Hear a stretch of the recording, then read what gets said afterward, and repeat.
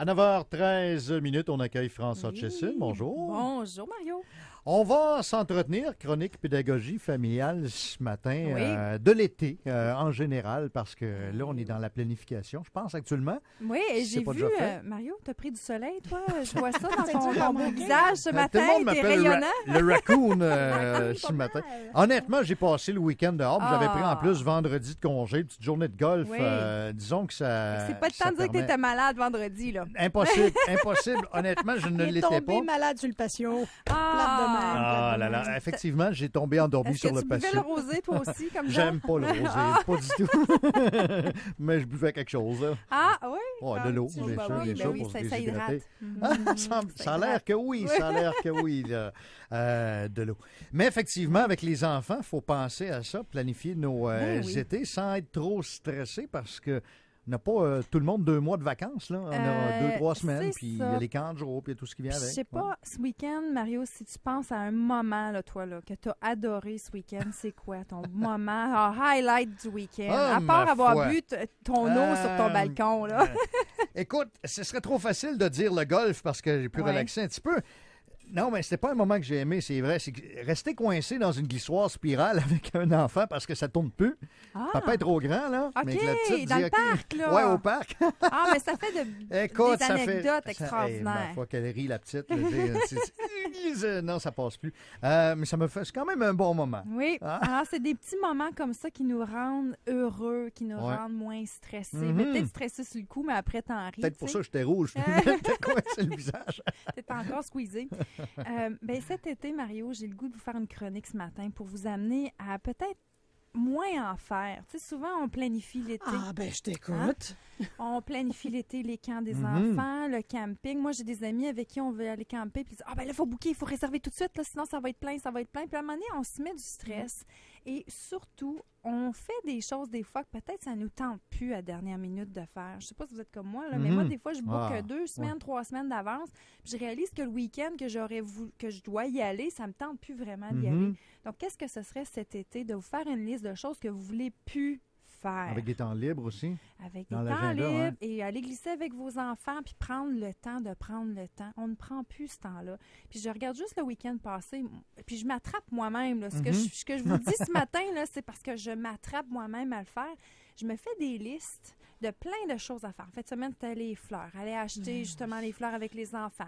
Et là, on veut planter les fleurs avec les enfants. Puis des fois, ça tourne pas toujours comme on veut. Il y a de la terre partout. Là, il faut sortir le boyau. Puis là, on réalise que le boyau il est brisé. Avec là, à un moment donné, tu deviens frustré de faire une activité. Perdre patience avec les enfants. C'est sur ma liste, moi, des fois. Ça. Oui, puis ça, c'est quelque chose. Puis écoute, il y a une statistique que j'ai vue dans une revue pour la famille qui se nomme Youpa.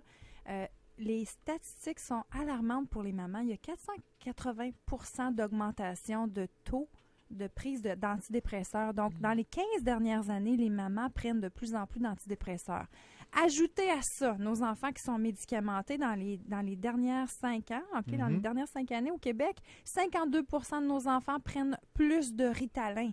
Alors, puis là, à un moment donné, tu retrouves des coupures dans les écoles, puis on dit les parents, impliquez-vous, puis à un moment donné, c'est pour ça aussi probablement qu'on choisit l'école privée. Tourne à l'envers, finalement. Et là, tu dis, OK, donc ce week-end, quand on pète les plombs, puis qu'on est stressé, puis qu'on veut faire des belles activités, mais qu'on ne prend pas le temps de les apprécier, c'est peut-être là le temps de se dire, OK, qu'est-ce que je dois prioriser ce week-end, puis qu'est-ce que je veux enlever de ma liste. Puis peut-être la peinture du balcon, là, qu'on se dit qu'on va faire parce qu'on veut économiser, peut-être ça va coûter moins cher d'engager quelqu'un, moins cher sur votre santé, moins cher sur votre santé mentale.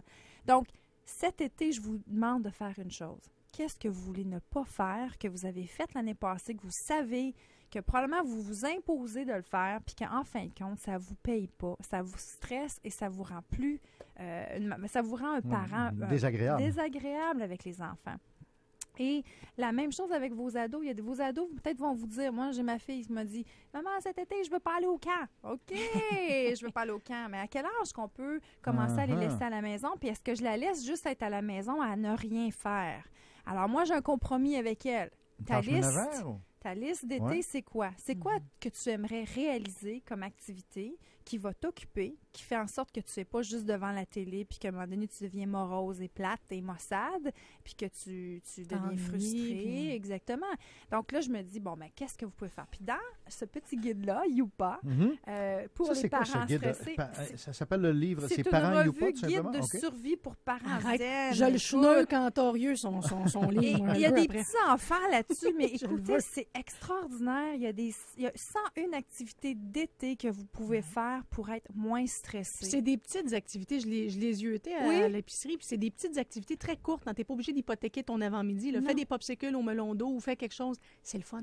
C'est le fun et ça stimule aussi notre petit cerveau droit qu'on oublie des fois. Donc, le côté créatif, le côté artistique, le côté juste... C'est bon, ça, parce que je ne l'ai pas, ce côté-là. Alors, Il n'est pas stimulé.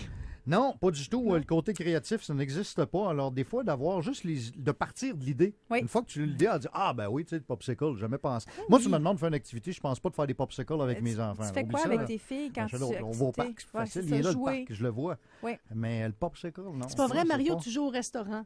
T'étais ouais, mais bon ça, là-dedans. c'est parce Les les filles me le suggèrent. voilà. Tu vois, j'ai jamais pensé de C'est moi-même. elles qui te servent, j'imagine. Oui, Papa, qu'est-ce que tu avec aimerais boire? le linteau. Un verre d'eau avec un citron dedans? Quelque Mais chose comme ça. sérieusement, des fois, on a ça comme idée, c'est qu'on veut tellement. Moi, c'est le contraire, Ouais. c'est ce cerveau-là, c'est ce bord-là qui est trop développé. Ça fait que j'ai des idées de grandeur. On va se faire un film, Oui. on va faire nos costumes, nos décors. Moi, je suis encore dedans après 15 minutes, mais les enfants perdent l'intérêt. Ah oui, hein? Donc, c'est ça aussi, c'est de savoir se ramasser pour que ça plaise à tout le monde. Puis souvent, nos attentes de parents, c'est trop grand, justement. Donc, moi, planter les fleurs ce week-end, écoute, je m'imaginais mes 10 pots de fleurs avec, tu sais, les plus belles fleurs, les planter extraordinairement, puis que vraiment, que ce soit parfait. Mes filles étaient pleines de boue, puis il y en avait partout. Puis à un moment donné, j'ai dit, bon, mais OK, là, c'est le temps de faire du lavage. Donc, on tombe après ça dans des tâches qui nous excitent moins, mais en même temps, ça fait partie de l'activité. Ce que je vous invite à faire aussi, c'est de célébrer vos moments. Comme ce week-end, là, dire c'est quoi mon highlight, c'est quoi ton high and low du week-end. Moi, je fais ça souvent avec des amis qui viennent souper. On se dit, bon, c'est quoi ton high de la journée, puis c'est quoi ton low de la journée. Donc, avec les enfants, vous pouvez faire ça aussi pour essayer de découvrir c'est quoi que vous avez aimé. Mais on faisait ça quand on était petit. Il y a toujours, quand tu arrivais de la fin de semaine, là, le professeur, elle nous disait, puis votre fin de semaine, qu'est-ce que tu veux raconter? Choisis un moment. Oui. Nous autres, au souper, on fait ça. Comment s'est passée ta journée? C'est quoi le plus le fun puis le moins le fun? Oui. Puis finalement, le moins le fun, des fois, c'est je me suis cognée ou C'est mais on vient qu'on en rit aussi. Là. Ouais, exact. Mais ça ouvre la discussion sur d'autres affaires. Oui. Des fois, ça marche, des fois, ça marche pas, remarque. Puis commencez avec votre high, parce que souvent, on a tendance en tant qu'humain de partager vraiment ce qui nous agace. Hein? On aime ça. Puis souvent, on va reconnaître certains traits chez nos enfants. Aux autres, ils vont dire toujours la petite affaire. « Ah, lui, il m'a fait mal. » ou « Elle m'a fait ça. » ou « J'ai brisé mon jouet. » Puis là, à un moment donné, tu fais comme « OK, là, ben, y a-tu d'autres choses que tu remarques dans ta vie qui est positive? » Puis il faut enseigner ça à nos enfants. Un verre d'eau à moitié plein. Exact. Oui. Puis nous, ça part de nous aussi. Si vous aussi, vous avez... C'est la même chose, oui. Si vous focussez sur la fleur qui a été arrachée, bien, il y a plein de beaux pots qui ont été faits. Moi, je reviens à mon histoire. Absolument, absolument. Mais juste parce qu'on parlait des activités parmi les 101, sans toutes les nommer. Ça, oui, mais juste comme ça, pour des gens comme moi qui disent, ben vite fait comme ça, d'en trouver 2, 3, ce que France. Oui, bien écoute, moi, j'ai le numéro 30 qui est sur 101. Donc, il y en a 101, je trouve que c'est vraiment le fun. Mais c'est que des fois, tu as une bonne idée puis tu te dis, OK, il faut que je la réalise, mais celle-là est compliquée un petit peu pour moi qu'il n'y a pas de hamac. Okay. Parce qu'on dit dormir dans un hamac, quelle belle sieste. Oui, mais s'il faut que tu ailles au magasin, trouver le hamac, acheter le hamac, l'installer sur l'arbre, puis que le crochet, finalement, il se décroche, puis que tu tombes à terre. Tu sais, je veux dire, faut choisir. Mais là, ça peut être des dérivés. Ça peut être sur la chaise longue à l'extérieur pour la sieste, ça peut être sur une trampoline, ça peut être un gazon, je sais ou pas. monter la tente. Monter la tente en fin de journée, quand il ne fait pas trop chaud en dessous d'un arbre, puis elle va faire dodo là. Tu vois, France, c'est ça que je disais. Moi, je peux partir de l'idée comme ça, puis là, penser à autre chose. Ouais, ça passe l'après-midi. Puis ça passe l'après-midi. Mais savez-vous quoi? Regardez cette liste-là et faites choisir vos enfants. Parce que souvent, c'est nous autres, en tant que parents, qui choisissons, mais l'enfant aussi a des désirs et il faut les faire s'exprimer sur leurs désirs, sur leurs intérêts. Souvent, moi, je me souviens quand j'étais tout petite, mon père, il me disait, OK, viens, on va aller bricoler. Mais finalement, on construisait un balcon, là, tu sais. Moi, je voulais peut-être faire la petite cabane d'oiseaux, mais lui, il me faisait clouer des clous sur le gros balcon. Puis là, je trouvais que c'était justement un projet interminable. Donc, l'enfant, le papa, souvent, ça, ben viens, on va bricoler ensemble. Il passait du temps avec toi. Bricoler ensemble, c'était pas de faire une petite cabane d'oiseaux avec des bâtons de popsicle. Tiens mes clous. Donc, les papas, les mamans, faites attention à vos projets. Des fois, on pense que même cuisiner avec nos enfants, le gros gâteau, là, avec les belles fleurs, puis tout ça... il ne ressemblera pas à ce qu'il y a sur la photo. Hein. Comme tes fleurs, qui doivent être superbes quand même. Ils sont magnifiques, je vais prendre des photos. Tu écris beaucoup, France. Est-ce que dans ce livre-là, tu as aussi une chronique? J'ai pas eu de chronique là-dessus, mais la raison pourquoi je l'ai acheté, ce livre-là, c'est parce que je suis à écrire le livre Pédayoga pour parents zen. J'ai fait le premier guide qui était plus pour les enseignants. Ça a très bien fonctionné depuis 2008. Il y a eu, je pense, 3 ou 4 éditions. Il est même traduit maintenant en anglais et en italien. Celui avec les postures et namasté qu'on le fait faire. Moi, je l'ai à la maison. Là. On yogate avec toi, ma chère. Mais oui. Mais là, les parents me demandaient d'avoir un livre adapté pour la maison. Donc, quoi faire à l'heure de la sieste? Quoi faire en période de crise à la maison? Justement, l'heure des devoirs qui semble être terminable pour certains parents. Ou bien un enfant qui n'est pas concentré, quelle technique lui donner? Donc, j'ai adapté le premier guide pour vraiment des scénarios de vie pour les familles et surtout pour justement aider les parents à être moins stressés. Peut-être éviter que certaines mamans aussi prennent moins d'antidépresseurs. Je ne suis pas contre la médication, là, je le dis toujours. Absolument.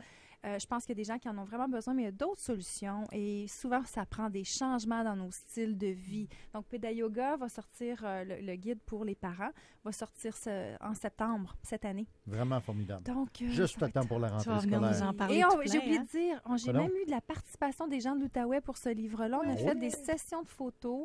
J'ai une amie photographe ici, Mélissa Pro, qui est une photographe extraordinaire. Elle participe au livre. Et en même temps, j'ai eu une très belle collaboration avec ma sœur, Marie-Claude, qui est extraordinaire dans le côté créatif. Elle m'a aidé à faire ce livre-là.